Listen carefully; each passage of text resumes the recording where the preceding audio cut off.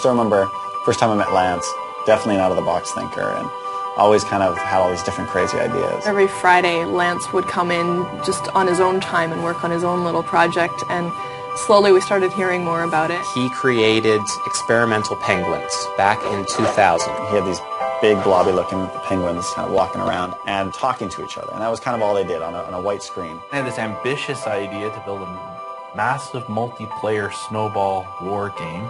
What if we take some of the same stuff you're building and kind of just make a world with it? If we could create a playground that could allow kids from around the world to connect, that could really be something. He had his plan, and then Lane helped him really put substance to that plan. And the more we would just kind of brainstorm, the more the pieces of this world kind of started to come together. If we worked on this full-time and we hired people and we put Dave's company behind this, how fast could we build it? When they pitched it, it was, I was quite astounded, actually.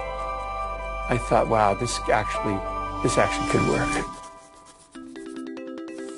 By late 2004, early 2005, created Penguin Chat 3 as a test for Club Penguin. Penguin Chat 3 was us trying to progress the game and progress the experience. And I'm sure we would have done Penguin Chat 4, Penguin Chat 5, as long as we... But we knew that we eventually had to move it from being this mini game to being its own thing. Club Penguin wasn't known as Club Penguin to the kids for a while. It was the big update. Because we didn't have a name for it. We didn't know what to call it. Lots of different things were talked about. Do we do Penguin World? Do we do Penguin Land? We didn't want to call it Penguin Chat because it wasn't a chat anymore. It was a full world with items and places and mini-games. So we wanted to call it something bigger. What if we kind of take this idea of a club and like a community, and that's all the stuff that we're trying to create here. Why don't we just call it Club Penguin? I'll pick this up and check this out. We asked everybody that was playing Penguin Chat 3 to come on over and test out this new Club Penguin. We finally posted to the blog, We're excited to announce the Club Penguin beta test. A beta test is simply just have everybody play on it and see if we can find all the bugs. So Lance came to me and said, hey, we need to test the servers. We need to figure out how many people we can cram onto these things. So we decided, let's throw a party. All the creators of Club Penguin at the time would show up to celebrate kind of the end of the beta process and the road towards launching the full version. And that's really kind of where the whole party thing began for Club Penguin. Beta testing was fun in that way, in that it was, exploring this new continent of the internet and what are we doing, how big is this going to be? When we launched Club Penguin, we never expected it to be as big as it became. No one had ever done something like Club Penguin before. We had to really make up a lot of our own rules. It wasn't like, let's go try and do X, Y, and Z.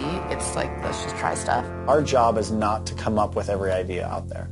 Our job is to listen, to observe, to read all the emails, to make sure that we are hearing as much as possible. Club Penguin's value is in the community. That's exactly where Club Penguin's life comes from. And it's just that kind of sandbox element of, we give you the tools, now do whatever you want with it. The notion that it's really just about the kids will never change. We take all of those collective ideas and all that inspiration that comes in and just turn it into reality. Whatever they come up with, we're going to do.